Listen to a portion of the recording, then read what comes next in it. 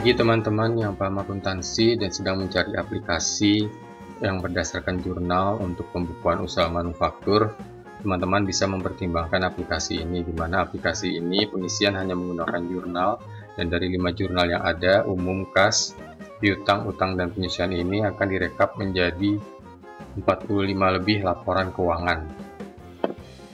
Kondisi jurnal umum ini adalah seperti ini formatnya, ya.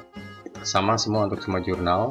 Kemudian untuk buku besar nanti bisa difilter berdasarkan harinya, ya, jadi tidak bulan, tapi bisa berdasarkan hari. Kemudian ada buku utang piutang.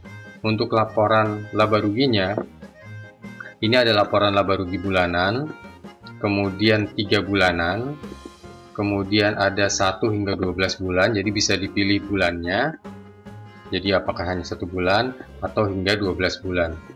Kemudian ada harian, jadi bisa dipilih secara periode harian, jadi bisa 1 hari, 5 hari, 300 hari, jadi bisa di-set seperti itu.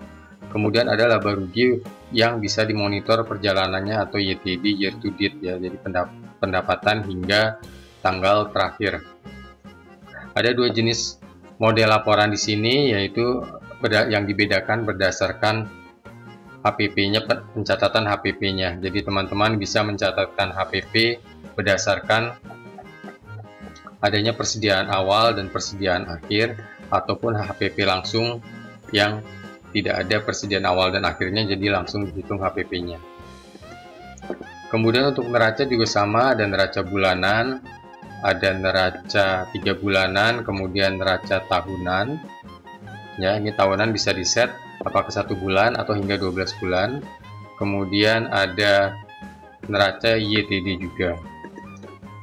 Arus kas juga sama, ada bulanan, 3 bulanan, 1 hingga 12 bulan, dan harian. Dan untuk arus kas ada metode langsung dan metode tidak langsung yang bisa teman-teman pilih dalam pengisian dalam pembuatan laporannya. Ekuitas juga sama, ada bulanan dan ada 1 tahun.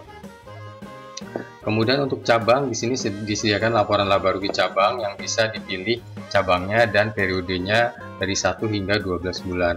Kemudian ada yang laporannya sifatnya komparatif, jadi masing-masing cabang bisa muncul secara bersamaan hingga 20 cabang.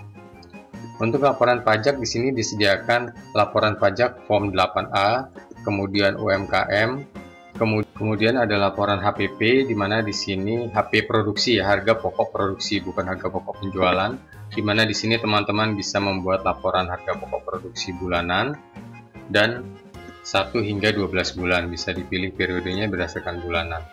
Setelah itu ada laporan invoice, laporan PO, ini rekap piutang dan utang, ya, berdasarkan invoice dan PO, serta pajak non final.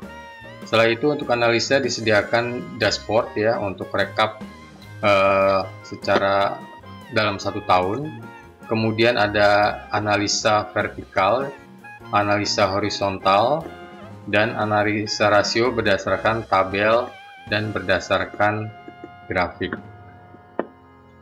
Kemudian untuk akun 2, jadi di sini bisa 2 akun. Teman-teman bisa menampilkan akun 2 tersendiri ataupun akun 2 bersama akun 1 secara berdampingan, di mana di sini akun 2-nya ini dalam bahasa Inggris, akun 1-nya dalam bahasa Indonesia. Dan bisa dilihat di sini lengkap untuk semua jenis laporannya, mulai dari laba rugi, neraca, ya, kiri dan kanan bisa dilihat, arus kas, dan ekuitas.